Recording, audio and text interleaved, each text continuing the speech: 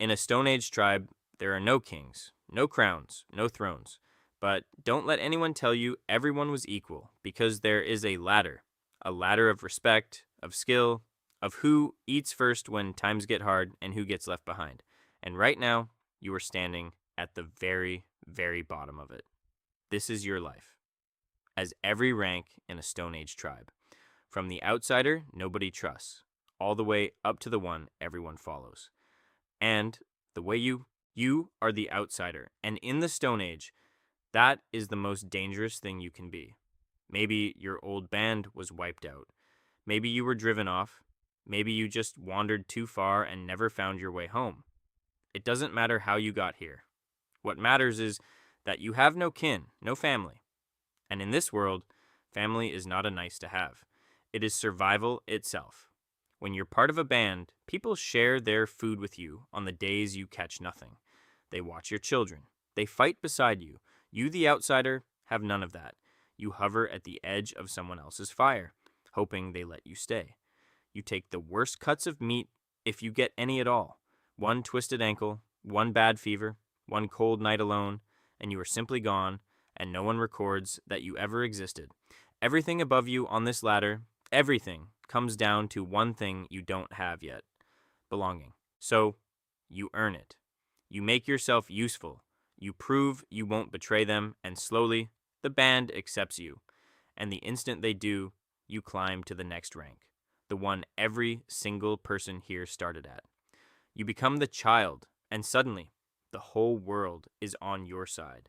In a hunter-gatherer band, a child isn't raised by two parents. You're raised by everyone: aunts, uncles, grandparents, cousins, adults who aren't related to you at all. Dozens of eyes keep you alive. But don't get comfortable, because childhood here is not just play. It is training in disguise. When you chase your friends, you're learning to run down animals. When you throw sticks, you're learning to throw spears. When you sit and listen to the elders talk, you are downloading thousands of years of survival, story by story. Every game has a purpose. By the time you're 10, you already know more about the living world than most modern adults ever will. And now it's time to actually earn your food, which brings you to the rank that quietly keeps everyone alive and gets almost none of the credit. You are the gatherer. When people picture the Stone Age, they picture the hunt, the spears, the mammoths, the glory. But here's the truth nobody puts on the cave wall. Most days, most of the food does not come from hunting. It comes from you: roots, tubers, berries, nuts, seeds, eggs, honey. You head out with a digging stick and a basket, and you come back with the reliable, boring, absolutely essential calories that mean the band eats tonight, whether or not the hunters get lucky. Think of it this way: hunting is the lottery ticket. You, the gatherer, are the steady paycheck. The tribe could survive a bad month of hunting. It could not survive a bad month of you. You may not get the songs sung about you. But when winter bites and the meat runs out, everyone knows exactly whose knowledge keeps them breathing. Still, you want more. You want the respect, the stories, the rush. So you pick up a spear and you climb to the rank everyone romanticizes. You are the hunter, and it is every bit as intense as the legends say, just far more terrifying. You are slow. You have no claws, no fangs, and the animals you're after can outrun you, gore you, or trample you into the dirt. So, you don't win with strength. You win with the two things no animal can match: teamwork and patience. You and your band drive prey toward cliffs, into traps, into ambushes. You track a wounded animal for hours, sometimes days, until it simply collapses from exhaustion. When you succeed, you come home a hero, and the whole camp eats. But here's the rule that defines your rank: you do not keep that kill for yourself. You share it, all of it, across the entire band. Because tomorrow it might be you who comes home empty-handed, and you'll need someone else's kill to survive. Generosity isn't kindness here, it's insurance. And the hunters who share the most are the ones who rise the fastest. But muscles fade, and luck runs out. So the smartest climbers reach for a rank that never gets tired: skill. You become the tool maker. And in a world with no shops, no factories, no metal, The person who can turn a lump of stone into a razor-sharp blade is worth their weight in meat. You knap flint with precise, practiced strikes. One wrong angle and the whole thing shatters. You carve spear points, scrapers, needles from bone. You know which wood bends and which snaps, which stone holds an edge, which sinew makes the strongest cord. Nobody can bully you out of this rank, because nobody else can do what you do. That's the beautiful thing about skill in the Stone Age. It can't be stolen, only learned, and learning takes years. While the hunter's power lives in his body, yours lives in your hands and your head. And that kind of power only grows with age.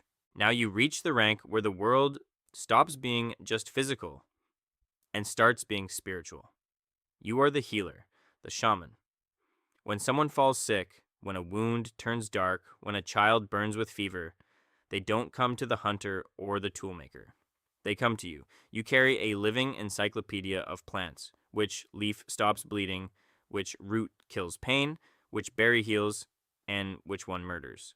But your power goes further than medicine, because you are also the one who speaks to the unseen. When the rains don't come, when the herds vanish, when death visits the camp, you are the bridge between your people and the spirit world they cannot see. That makes you powerful, and just a little feared. People need you and they're never quite sure of you, and both of those things push you high up the ladder. You don't just keep bodies alive, you keep the whole band's soul from breaking. And then, if you're very lucky and very tough, you reach the rarest rank of all. You survive, winter after winter, hunt after hunt, illness after illness. You make it to old age, in a world where most people never do. And that makes you an elder. In a society with no books, no writing, no way to store a single fact outside a human mind, you are something almost sacred. You are the library. Every drought your people survived, every poisonous plant, every path to water, every trick for finding game in a hard year, it's all inside your head and nowhere else. When the young ones face a problem, the answer isn't written down anywhere. The answer is you. Losing an elder isn't just sad. It's like an entire library burning to the ground. So you are protected, you are fed, you are listened to. You have climbed almost to the very top. Not by being the strongest, but by being the one who remembers. Which leaves just one rank above you, the leader, the top of the ladder. And here, right at the summit, is the twist that changes everything. Because the Stone Age leader is nothing like the kings who come later. You cannot command people. You cannot force them. You have no army, no laws, no throne. So, how do you lead? You lead by being the best hunter, the wisest head, the most generous giver. People follow you because they choose to, one day at a time. And the moment you start to bully them, or hoard food, or put yourself above the group, something remarkable happens. They simply stop listening. They mock you, they ignore you, or they pack up and walk away. Because they own almost nothing and can leave whenever they like. Your power isn't owned, it's loaned to you by the people beneath you, and they can take it back in an afternoon.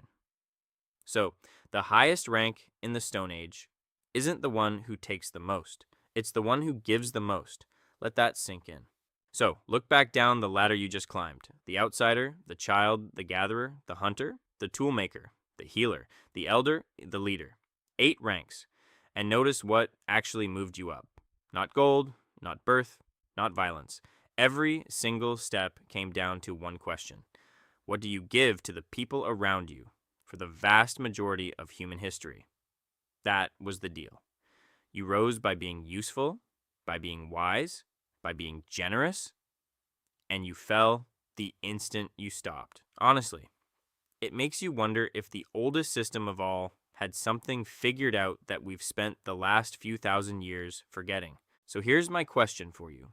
Out of all 8 ranks, the outsider clawing his way in, the gatherer who quietly feeds everyone, the hunter, the shaman, the elder who remembers it all, which one would you actually be?